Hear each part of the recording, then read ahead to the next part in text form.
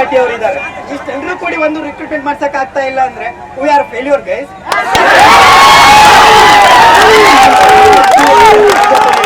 ಹಾಗೆ ಜನರಲ್ ಕಾಂಗ್ರೆಸ್ ಅಧಿಕಾರದಲ್ಲಿರ್ಬೋದು, ಬಿಜೆಪಿ ಅಧಿಕಾರದಲ್ಲಿರ್ಬೋದು, ಕಾಂಗ್ರೆಸ್ ಅಪೋಸಿಟ್ ಪಾರ್ಟಿ ಅವರು ಎಷ್ಟು ಸ್ಟ್ರಾಂಗ್ ಇದ್ದೀರಾ? 2 ವರ್ಷದಿಂದ ಒಂದು ರಿಕ್ರೂಟ್ಮೆಂಟ್ ಆಗ್ತಾ ಇಲ್ಲ. ಇದೇನು ಪರ್ಸನಲ್ ನಮ್ಮ ನೋಡಿ ಯಾರಿಗೂ ಗೊತ್ತಾಗ್ತಾ ಇಲ್ಲ. ಎಲ್ಲರೂ ಲಾಸ್ಟ್ 2 ತಿಂಗಳಿಂದ ಪ್ರೊಟೆಸ್ಟ್ ಮಾಡಿದ್ವಿ. ಏನ್ ರಿಫಾರ್ಮ್ ಆಯ್ತು?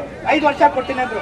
ಈಗ 4 ವರ್ಷ 10 ತಿಂಗಳಿಂದ ಬರೀ 2 ತಿಂಗಳಿಂದ ಎಲ್ಲರಿಗೂ 5 ವರ್ಷ ಮುಗಿಯಕ್ಕೆ 5 ವರ್ಷ ಮಾಡಿ 2 ತಿಂಗಳು ರಿಕ್ರೂಟ್ಮೆಂಟ್ ಲೇಟ್ ಆದ್ರೆ ನಮ್ದೆಲ್ಲ ಮುಗಿದಾಯ್ತು.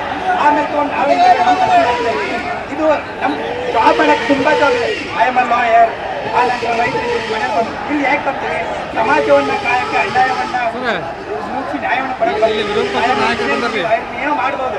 ಆದ್ರೂ ನಮ್ದು ಒಂದು ಗೌರ್ಮೆಂಟ್ ದೇವ್ರ ಅಂತದೊಂದು ಏನೋ ಕೆಲಸ ಅಂದ್ರೆ ನೋಡಿ ಪದೇ ನಮ್ಮ ರೋಡ್ ನಲ್ಲಿ ಕುಣಿಸ್ಬೇಡ್ರಿ. ಯಾಕಂದ್ರೆ ಬಡವ್ರ ಮಕ್ಕಳ ಮ್ಯಾಲ್ ಬಿಸಿಲಿಂದ ಕಾಡ್ತಾರೆ. ಕೆಲವರಿಗೆ ಎಲ್ಲರೂ ಒಂದು ಸರ್ಕಾರ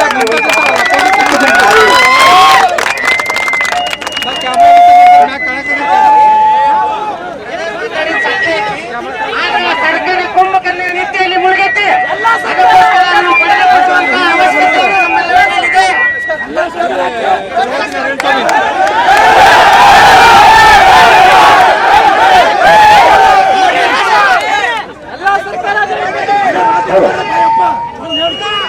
ಹಲೋ, ಎಲ್ಲ ಮಾಡ್ತೀನಿ. ಎಲ್ಲರೂ ನಿಮ್ಮ ಪರವಾಗಿ ಮಾತಾಡ್ತೀನಿ.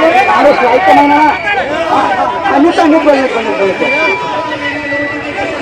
ನೋಡಿ, ಸರ್ಕಾರಕ್ಕೆ ನಾನು ವಿನಂತಿ ಮಾಡ್ಕೊತೀನಿ. 4 ವರ್ಷ ನೋಟಿಫಿಕೇಶನ್ ಮಾಡಿ ಯಾವುದೂ ಒಂದು ಇಲ್ಲಿವರೆಗೂ ನೋಟಿಫಿಕೇಶನ್ ಇಲ್ಲ ನಿಮ್ದು. ಈಗ ನಿಮ್ಗೆ ರಾಜಕೀಯ ಮಾನ ಮರ್ಯಾದೆ ಈಗ ಕಾರಾರ ಸಚಿವರು ಯಾರಲ್ಲ ಅವರೆಲ್ಲ ಬರಬೇಕ. ನಮ್ಮ ಹುಡುಗರು ಕಷ್ಟ ಏನಕ್ಕೆ ಕೇಳಬೇಕ. ನೋಟಿಫಿಕೇಶನ್ ಮಾಡು ಮಠನು ಈ ಧಾರವಾಡ ಜುಮ್ಲಿ ಸರ್ಕಾರದಿಂದ ಬದಲಾಗಿಲ್ಲ. ನೋಟಿಫಿಕೇಶನ್ ಮಾಡ್ತಿರಲಿಲ್ಲ ಅವಾಗ ನಾವಿನ ಬರೋರ ನಿಮಗೆ ವಿನಂತಿ ಮಾಡ್ಕೊಳ್ಳೋದು ನಮ್ಮರ ಮೂರು ಹೋಗೈತೆ. ನಿಮಗೆ ಎಚ್ಚರಿಕೆ ಕೊಡ್ಲಾತಿದ್ವಿ. ನಾವೀಗ ಎಚ್ಚರಿಕೆ ತಿಳ್ಕೊಳ್ಳಿ. ನಿಮಗೆ ಬಹಳ ಸಹಿಸ್ಕೊಳ್ಳೋ ಅಂತಾರೆ ಮುಗಿದು ಹೋಗೈತಿ. 4 ವರ್ಷ ಆತು ನಿಮ್ಮ ಸಲುವಾಗಿ ನಾವು ಬಹಳ ಸಂಕಟ ಪಟ್ಟದ್ದು. ನಮ್ಮ ಮನ್ಯಾಗ 4 ವರ್ಷದಿಂದ ಮನ್ಯಾಗ ಹೊಲದಾಗ ನೋಡಿದೆವು 5,000 ರೂಪಾಯಿ ಕೊಡ್ತಾರೆ. ನಮಗೆ 5,000 6,000 ಆಗೈತೆ. ನಿಮಗೆ ಇನ್ನು ಭಾಳ ಹೇಳುದಿಲ್ಲ. ನೀವು ಧಾರವಾಡ ಉಸ್ತುವಾರಿ ಸಚಿವ ಇಲ್ಲಿ ಬರಬೇಕು, ನೋಟಿಫಿಕೇಶನ್ ಮಾಡಬೇಕು. ಅವಾಗ ನಾವು ಇದನ್ನ ಹಿಂದೆ ತಗೋತೀವಿ.